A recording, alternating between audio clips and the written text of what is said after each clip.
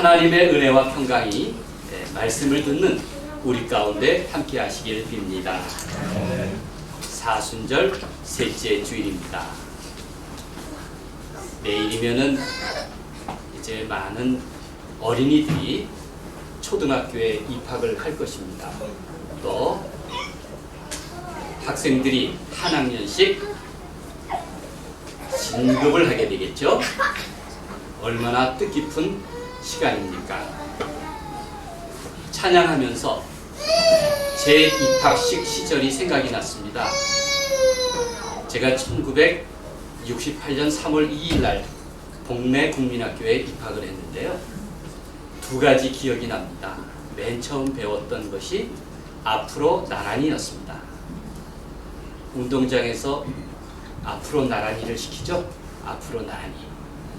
그 추운 날 열심히 앞으로 나란히를 하면서 떨었던 기억이 납니다. 또 하나의 기억은 교실에 들어갔는데 저희 담임 선생님은 박상남 여자 선생님이었습니다. 앞에서 선생님이 일러주는 말씀을 듣는데 제가 우리 엄마가 궁금했습니다. 그래서 자꾸 뒤를 쳐다봤죠. 저희 어머니가 한복을 입고 입학식에 참석하셨는데 제가 자꾸 뒤를 돌아보니까 이렇게 말씀하셨습니다.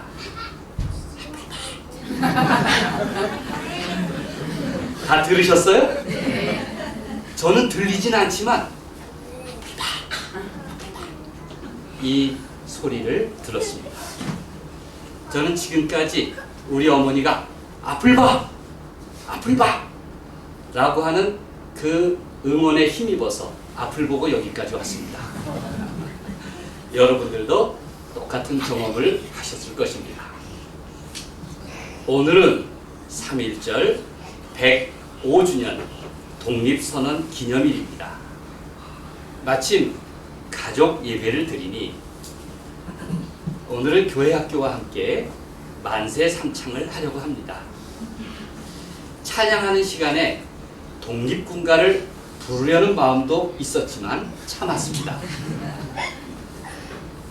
윤도현이나 클라잉넛이 불렀다는 독립군가 아시죠? 오늘 교회에서는 못 부르지만 집에 가서들 불러보시길 바랍니다. 1919년 3월 1일은 우리나라 독립을 선언한 날입니다. 같은 해에는 4월 11일에 중국 상하이에서 임시정부가 태어났습니다. 나라 이름은 대한민국, 그리고 정체는 민주공화제였습니다. 다시 조선으로 돌아가는 것이 아닙니다. 다시 임금의 백성으로 돌아가는 것이 아닙니다. 우리는 독립국이고 자주민이다. 그렇게 선언했습니다. 1948년 7월에 제정한 대한민국 헌법 전문에는 이를 계승하고 있다고 명시합니다. 우리는 독립 정신과 헌법 정신을 잘 지켜야 합니다. 우리 민족에게는 십계명처럼 소중한 것입니다. 그런데 100년에 불과한 역사인데 이를 왜곡하려는 사람들도 있습니다. 종종 역사가 거꾸로 가기도 합니다. 앞으로 얼마나 우리는 이 많은 우여곡절을 겪어야 할지 모릅니다. 역사를 잊은 민족에게 미래는 없습니다. 그렇기 때문에 우리 자신의 현 주소를 잘 알아야 합니다. 오늘 시대의 정신을 깨달을 수 있어야 합니다. 어느 날 아침에 우리 색동교회에 편지를 배달하는 우체국 직원이 문자를 보냈습니다. 교회 우편함에 등기 우편을 두고 갑니다. 그런데 겉봉에 색동교회 남선교회 귀중이라고 썼던 모양입니다. 그분이 묻습니다. 색동교회는 맞는 것 같은데 그런데 남선교회는 어디입니까? 색동교회는 맞는 것 같은데 남선교회는 어디입니까? 여러분 남선교회의 현 주소를 아십니까? 남선교회의 주소는 과연 어디입니까? 제가 그날 아침에 깨달았습니다. 우리 신앙의 현 주소는 어디인가? 남선교회의 현 주소는 어디인가? 그리고 우리 민족의 현 주소는 어디인가? 우리가 그것을 찾고 회복하는 우리 모두가 되기를 간절히 소망합니다. 본문은 십계명입니다. 이것은 언약 백성에게 주신 하나님의 계명입니다. 아주 중요한 선언이 담겨 있습니다. 2절 말씀을 함께 읽겠습니다. 나는 너를 애굽 땅, 시작. 나는 너를 애굽 땅 종되었던 집에서 인도하여 낸 내 하나님 여호와이라. 그렇습니다. 나는 너를 애굽 땅 종되었던 집에서 인도하여 낸 내 하나님 여호와니라. 나는 너의 하나님이다. 나는 너의 하나님이다. 이것이 우리 신앙 고백의 가장 소중한 고백이고 현 주소입니다.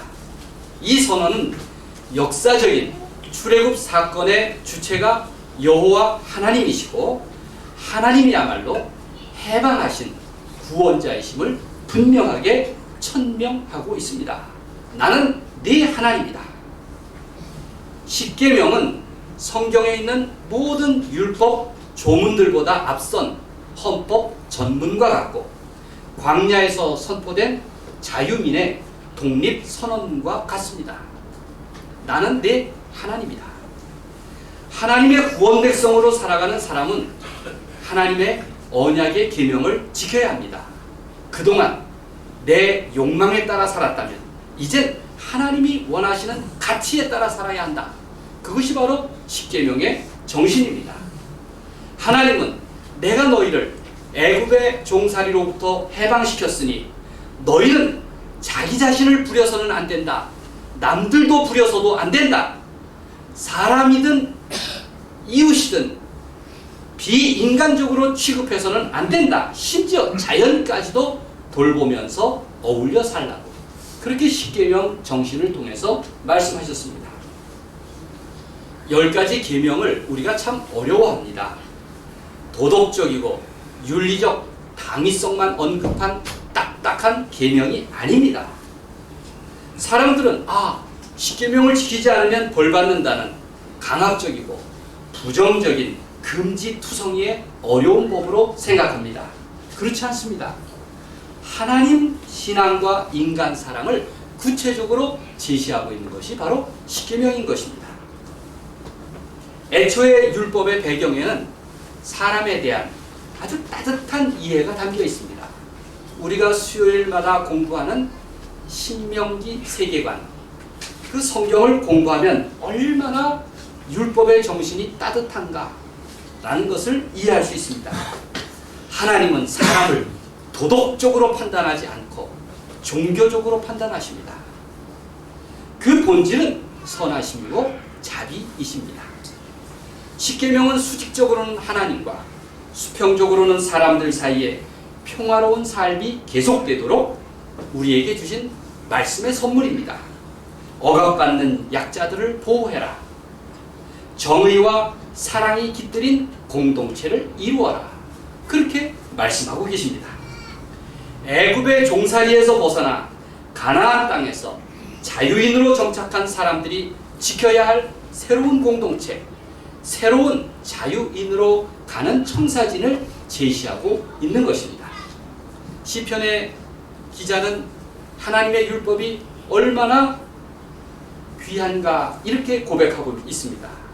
여호와의 교훈은 정직하여 마음을 기쁘게 하고 여호와의 계명은 순결하여 눈을 밝게 하도다. 시편 19편 8절 말씀입니다. 이렇듯 십계명은 하나님의 백성으로서 우리에게 주신 특권이고 그리고 신뢰입니다. 우리가 이 말씀을 명심하며 살아가야 할 줄로 믿습니다. 십계명은 모두 10가지 계명이기 때문에 십계명입니다. 왜 10가지일까요? 한번 생각해 보세요. 저는 생각하기를 사람이 손가락이 10개가 있기 때문에 10가지 계명을 주셨다고 그렇게 생각합니다. 아이들에게 손가락을 꼽으면서 가르칠 수 있기 때문입니다. 기억하기 쉽도록 여러분 손을 다 펴보세요. 제1계명, 2계명, 쭈루루루 10계명 10가지 계명을 우리에게 꼽으면서 이해하고 기억하기 쉽도록 10마디의 간단한 말로 하나님의 계명을 요약한 것이라 저는 생각합니다. 그러니 우리가 손을 펼 때마다 하나님의 계명을 생각할 수가 있습니다. 10가지 중에서 앞에 4가지는 하나님과 관계에 대하여, 그리고 뒤에 6가지는 사랑과 관계에 대해서 규정합니다. 이것을 2가지로 요약한 것이 하나님 사랑, 이웃 사랑인 것입니다. 예수님께서 요약하신 율법의 본질은 바로 사랑입니다. 사랑은 율법의 완성이다. 그리고 바울은 이를 교회에 가르쳤습니다. 너희 모든 일을 사랑으로 행하라. 너희 모든 일을 사랑으로 행하라. 10가지 중에서 가장 으뜸되는 계명이 무엇입니까? 그것이 3절의 내용입니다. 다 같이 읽겠습니다. 시작. 너는 나 외에는 다른 신들을 내게 두지 말라. 다른 9가지 계명은 이 첫째 계명 하나님 사랑에 달려 있습니다. 하나님 사랑을 실천하면 나머지 계명은 저절로 잘 할 수 있는 겁니다. 너희는 일상의 삶에서 또 평생토록 사는 동안 내 하나님을 기억하고 내 하나님께 예배하고 내 하나님을 전심으로 의지해라. 바로 하나님 사랑의 계명입니다. 제1계명은 한 분 하나님만을 사랑하라는 배타적 요구를 담고 있습니다. 그 이유가 무엇입니까? 이 세상에서 참신은 하나님뿐이시다. 하나님만이 너희를 자유롭게 하시고 구원하셨다는 것입니다. 또 인간의 신격화라든지 노예화를 반대하고 있습니다. 10계명은 형상을 통한 우상 숭배를 금지하고 거룩한 이름을 수단으로 사용하는 일도 금지하고 있습니다.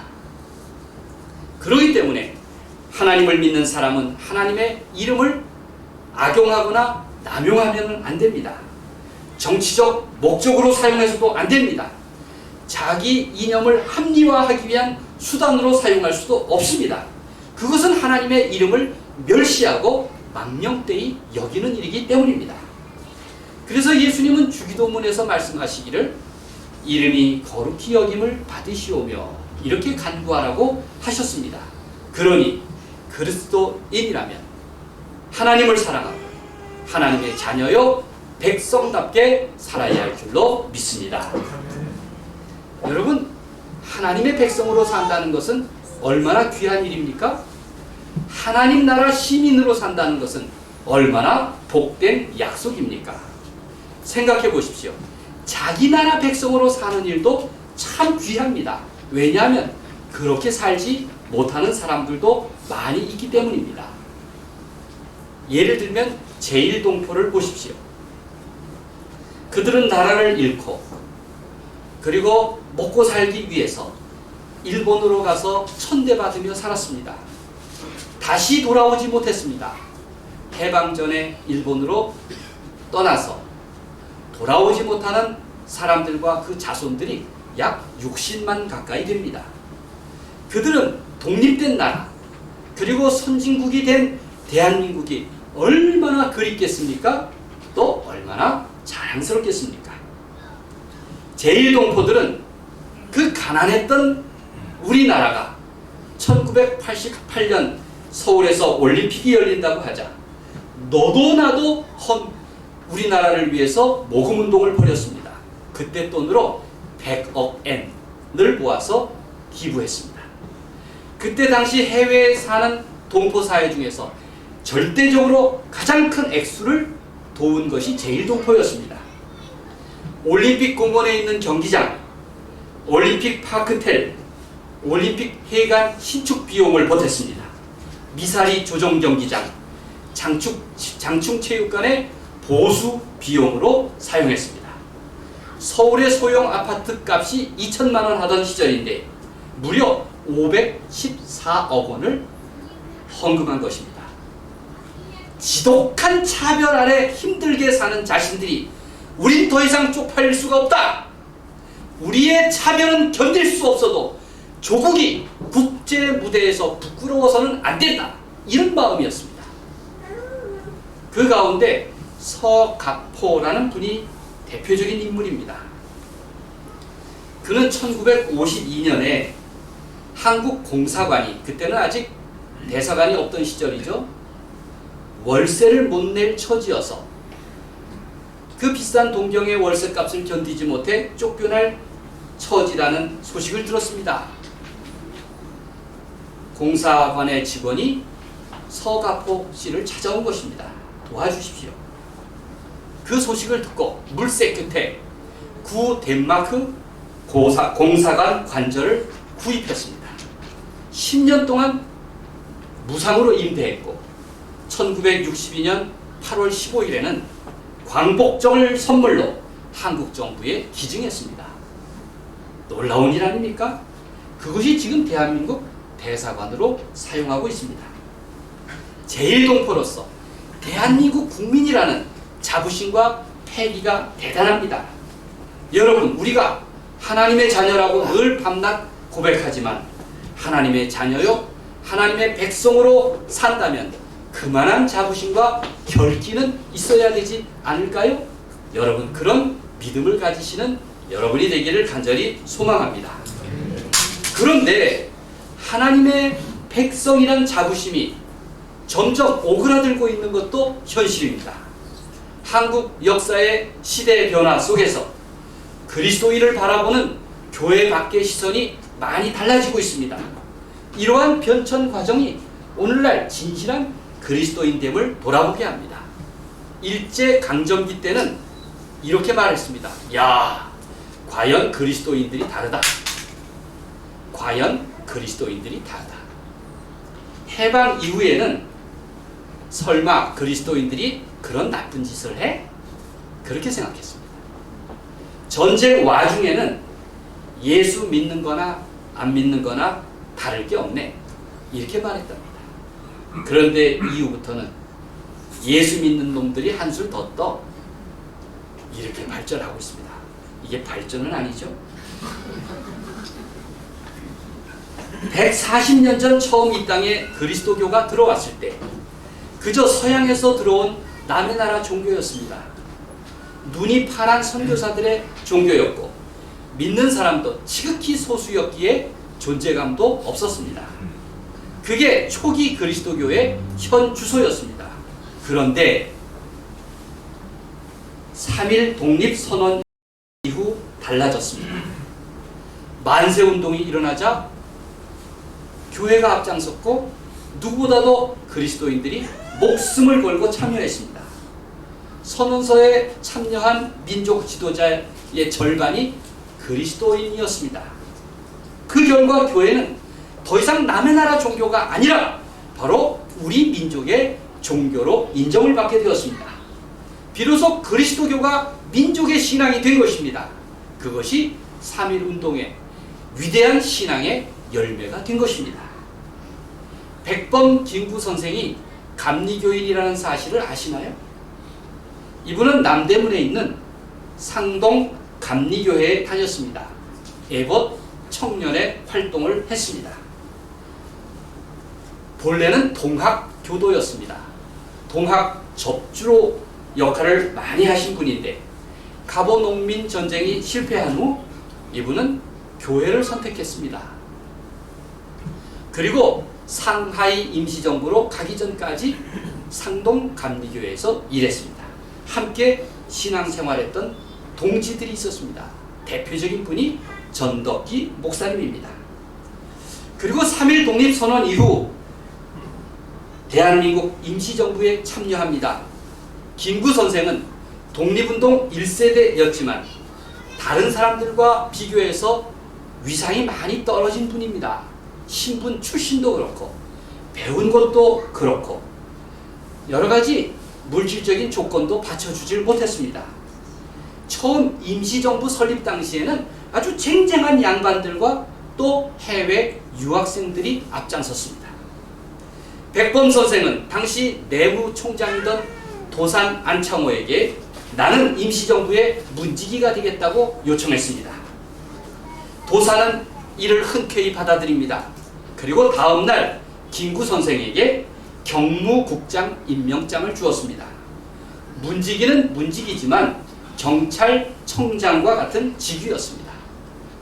도산 안창호 선생도 대단한 안목이 있는 분이죠. 초대 임시정부의 문지기에 불과했던 백번 김구 선생은 10년 후에는 그 임시정부의 주석이 됩니다. 이주석 권사가 아니고 바로 주석이 되었습니다. 어떻게 그럴 수 있었을까요? 쟁쟁한 해외 명망가들이, 양반들이 다 떠났기 때문입니다. 다 떠났기 때문에 김구 선생은 주석에 오르게 됩니다. 생활고 끝에 떠나고 이념 갈등으로 떠나고 그래서 미국이나 소련으로 가버렸습니다. 정말 갈 곳이 없는 김구 선생과 임정 요인들만 남았습니다. 홀로 남아서 해방 때까지 임시정부 살림을 꾸렸습니다. 문지기가 미래 국가라는 독립정부의 멍에를 맨 것입니다. 얼마나 대단한 애국자입니까? 그런 신실한 문지기가 하나님 나라를 책임지는 법입니다. 여러분, 문지기로 자청하십시오. 시편 84편 10절은 이렇게 말씀하고 있습니다. 악인의 장막에 사는 것보다 내 하나님 성전 문지기로 있는 것이 좋사오니, 내 하나님의 성전 문지기로 있는 것이 좋사오니, 이렇게 고백하는 우리 모두가 되기를 바랍니다. 하나님은 그렇게 하나님의 성전을 사랑하고 자기 민족을 섬기려는 마음을 보시고 그의 삶을 책임져 주십니다. 그렇습니다. 십계명에 따라 살아야 합니다. 그것이 해방의 법이고 자유의 법이고 생명의 법이기 때문입니다. 갈라디아서 5장 1절은 이렇게 말씀하고 있습니다. 그리스도께서 우리를 자유롭게 하려고 자유를 주셨으니 그러므로 굳건하게 서서 다시는 종의 멍에를 매지 말라. 다시는 종의 멍에를 매지 말라. 그 자유는 계명을 사랑할 자유요, 더 큰 자유를 누릴 자유입니다. 바로 성숙한 사람의 자유일 것입니다. 하나님께서 우리에게 계명을 사랑할 자유를 주셨습니다. 바로 하나님을 사랑하고 이웃을 사랑할 자유, 자기 민족과 백성을 사랑할 자유입니다.